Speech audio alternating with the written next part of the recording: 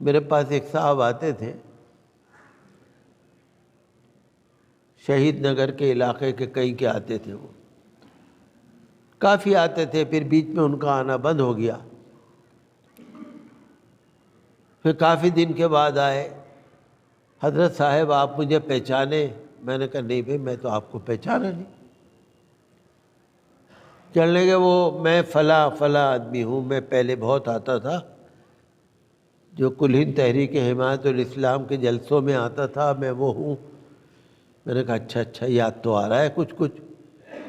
کہ جی میں نے یہ داڑھی نہیں رکھی ہوئی تھی پہلے، ہی میں نے داڑھی بھی رکھ رکھی ہے، اب میں ذرا کچھ بدل گیا اس لیے آپ پہچانے نہیں ہوں گے۔ میں نے کہا ہو سکتا ہے اس لیے نہیں پہچانا ہوں گا۔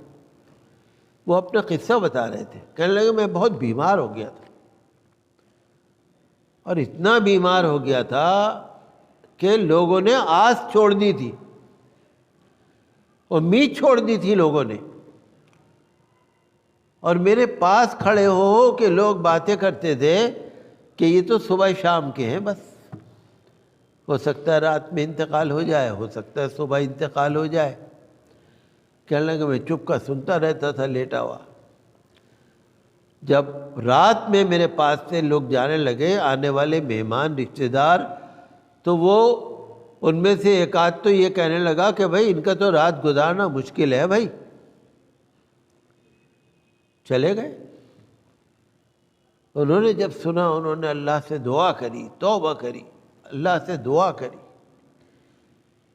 رسول اللہ صلی اللہ تعالیٰ علیہ وسلم کا واسطہ دے کر درود شریف پڑھ کے یہ کہا کہ پروردگار، یہ جو میرے چہرے پر داڑھی ہے میں تجھ سے وعدہ کرتا ہوں کبھی کٹواؤں گا نہیں، میں اس داڑھی کو اپنی زندگی تک سینے سے لگا کے رکھوں گا، اور میں تجھ سے وعدہ کرتا ہوں کہ رسول اللہ صلی اللہ علیہ وسلم کی ہر سنت پہ عمل کروں گا، رب العالمین تو مجھے تندرستی دے دے۔ کس طرح سے انہوں نے دعا کی ہوگی، وہ جو بتا رہے تھے مجھے، کہنے لگے کہ میری طبیعت ٹھیک ہونی شروع ہو گئی۔ صبح جب لوگ مجھے دیکھنے آئے، وہ تو یہ سوچ رہے تھے کہ شاید جنازہ ہوگا، تو دیکھنے کے لیے آئے تو وہ دیکھ کے کہنے لگے یہ کیا بات ہے، یہ تو کافی ٹھیک ہو گئے۔ کہنے لگے پھر میری تندرستی ہوتی چلی گئی، آج میں آپ کے سامنے آیا ہوں۔ یہ انہوں نے مجھے سنایا واقعہ۔ تو مرض اور شفا اللہ کے ہاتھ ہے، یہ مطلب ہے میرا۔ میں یہ نہیں کہہ رہا بھائی ڈاکٹر بھی صحیح ہے، دوا بھی صحیح ہے، میں یہ نہیں کہہ رہا آپ ڈاکٹر کے پاس نہ جائیے، دوا نہ کھائیے۔ صحیح ڈاکٹر تک پہنچانا، صحیح دوا کھلوانا، یہ، اور اس کے بعد اللہ کے حکم سے شفا، یہ ہے اصل بات۔ آپ کو یاد ہوگا 1999 میں یہاں لال کنویں پہ بہت زبردست آگ لگ گئی تھی۔ 31 مئی تھا، لال کنویں پہ لال مسجد کے نیچے بڑی زبردست آگ لگ گئی تھی، اور پینٹ کی دکان تھی، اس میں جو آگ لگی تو جو پینٹ کا سامان تھا اس کے اندر گیس کے گولے بن گئے۔ گیس کے گولے بن کے، میں آپ کو الفاظ میں بتا نہیں سکتا کس قدر خطرناک آگ تھی، اور گیس کے گولے بن کے اور دکان سے باہر نکل رہے تھے، اور اس کے اندر آگ بھری ہوئی تھی، اور جو سامنے آ جاتا تھا اس کو جلا کے راکھ، حتیٰ کہ اس گیس کے گولے نے جو روڈ پہ کتا بیٹھا ہوا تھا نا اس کو بھی مار دیا، بھاگ نہیں سکا۔ ان گیس کے گولوں نے جو مکانوں کے چھجوں پہ کبوتر بیٹھے تھے نا ان کو بھی جلا دیا،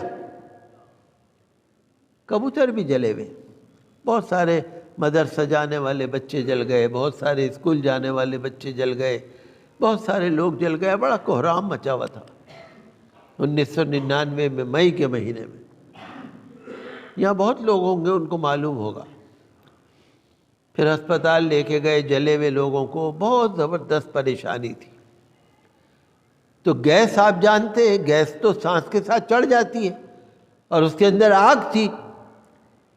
تو جس جگہ وہ دکان تھی اس کے گلی کے بالکل سامنے ایک صاحب تھے جن کا کارخانہ تھا، محمد اسلام کارخانہ تھا۔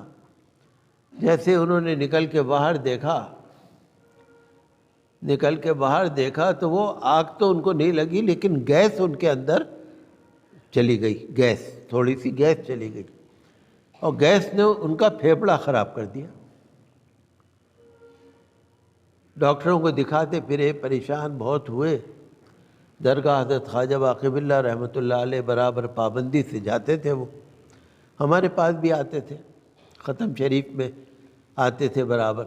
بہت پریشان تھے، کوئی دوا کام نہیں کر رہی تھی، وہ گیس اندر گھس گئی تھی، وہ جلی ہوئی گیس۔ ایک دن کہنے لگے میں نے بڑی دعا کری، رات کو میں نے خواب دیکھا کہ 2 آدمی آئے ہیں، اور جیسے ڈاکٹروں کے کپڑے ہوتے ہیں نا اوپر سے نیچے تک، جیسے آپریشن تھیٹر میں جو کپڑے پہنتے ہیں ڈاکٹر اور ماسک لگائے ہوئے، ویسے 2 آدمی آئے ہیں اور کہہ رہے ہیں کہ یہ محمد اسلام بیمار ہے، اس کے انجیکشن لگانا ہے، اس کو ٹھیک کرنا ہے۔ انہوں نے ان کو لٹایا اور ایک ہرا سا انجیکشن نکالا گرین رنگ کا، اور وہ انجیکشن لگایا، کہنے لگا اب یہ ٹھیک ہو جائے گا۔ یہ انہوں نے مجھے خود بتایا، محمد اسلام نے، ابھی ہوں تو بتا دیں گے وہ آپ کو۔ یہی لال کنویں کی بات ہے، قریب کی۔ اس دن کے بعد سے وہ ٹھیک ہی ہوتے چلے گئے۔ ڈاکٹروں نے کہا اب تمہیں کوئی ضرورت ہی نہیں ہے، تم تو ٹھیک ہو گئے۔ تو اس طرح کے واقعات نا بہت سارے سامنے آتے ہیں۔